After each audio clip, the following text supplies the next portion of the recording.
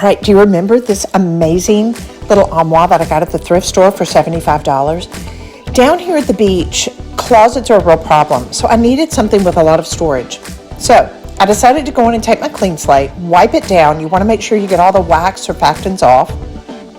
And as I was cleaning it, I thought, you know what? I'm going to remove these levers. So I went to the back, I unscrewed it, and I thought, okay, I'm going to take my rubber mallet, and I was able to pop those things out.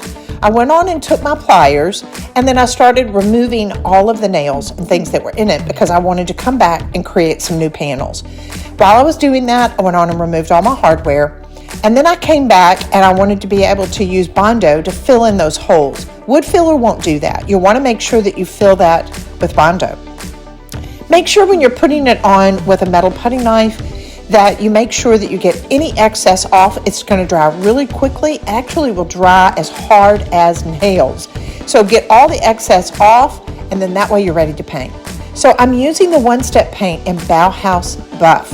If you're going to use a sprayer, it's so fine, it's so easy. Make sure that you stir it well, thin it with about 15% water, and look at the coverage. It's amazing. Voila!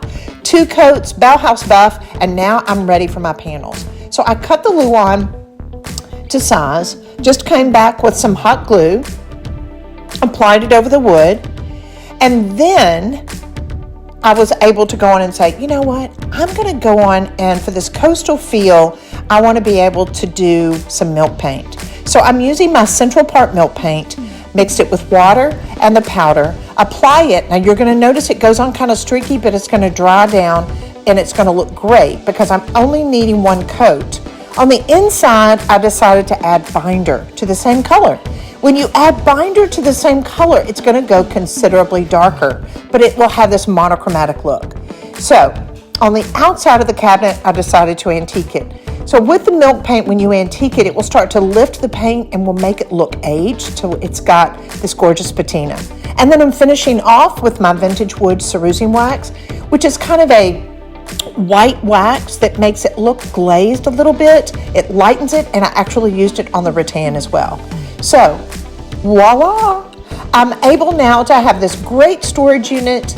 It was very inexpensive. It has a really coastal feel, and it makes me happy. It'll look great with some cream sofas and some white linens in a bedroom, and it's definitely one of those pieces that looks super on the coast, and it's very utilitarian. And I got it for a great buy.